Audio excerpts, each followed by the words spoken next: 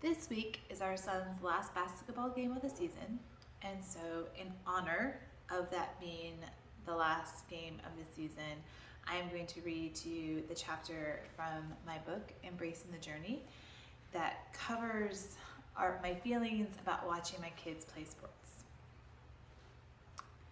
We always wanted our kids to play sports. While I clung to my dreams of having a tiny dancer, both our son and daughter left those dreams in the dust by the time they were in elementary school. When our daughter decided she also wanted to play soccer if her little brother got to play, we quickly joined the tens of thousands of sports parents around the country. After a failed attempt at basketball when our daughter was in kindergarten, we watched her bloom as a soccer player, and I grew to love watching a sport that had terrified me when I was a child. Again, I had no desire to have other people kicking at or near my shins. We expanded our repertoire with basketball and then eventually flag football. We've anxiously watched rain forecasts to determine rainouts, dragged ourselves out of bed on early Saturday mornings, warmed ourselves with coffee, and baked in the hot Texas sun. A move back to Indiana has meant soccer seasons that start with sunburns and end with hoodies and blankets. I've taken countless photographs with my phone and SLR, proudly posting them to social media and making my kids look more successful on the field than they are in real life. We've supported their desire to be active and play with their friends, paying the necessary funds for sports fees and new shoes and shin guards and dinners consumed on the run, while we try to make it from one activity to the next. But through it all, it has always been just a part of our kids' lives, not their entire lives. Travel teams, special leagues, and multiple training camps have never been a part of the discussion.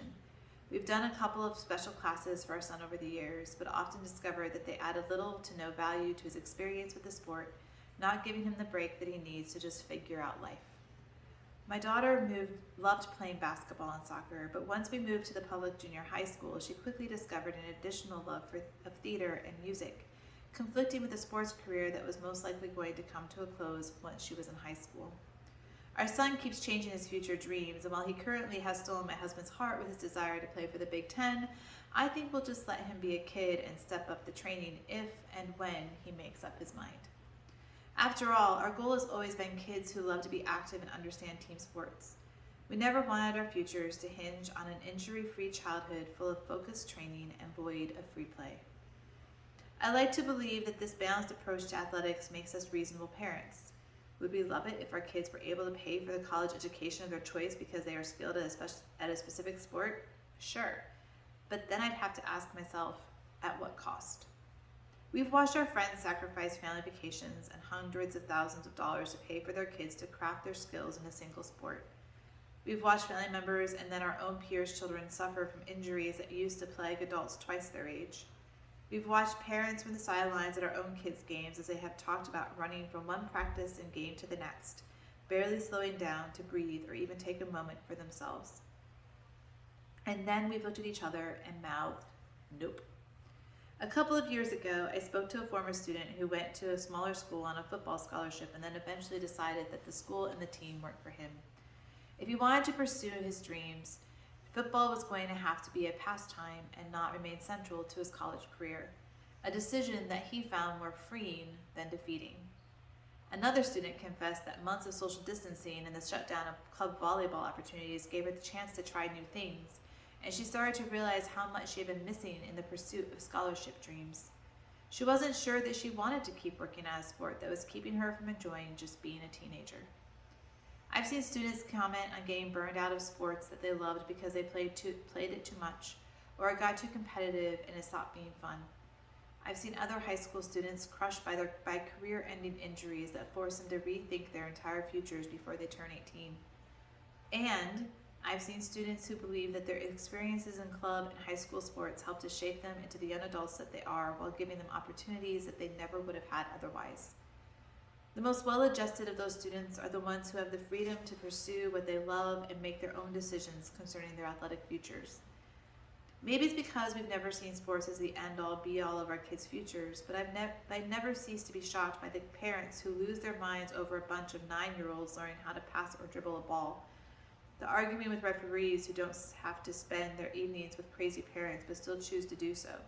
the yelling coaches who forget that they are teachers responsible for not only instructing their charges in the skills and rules of the game, but in how to gracefully deal with disappointments when the game doesn't go their way.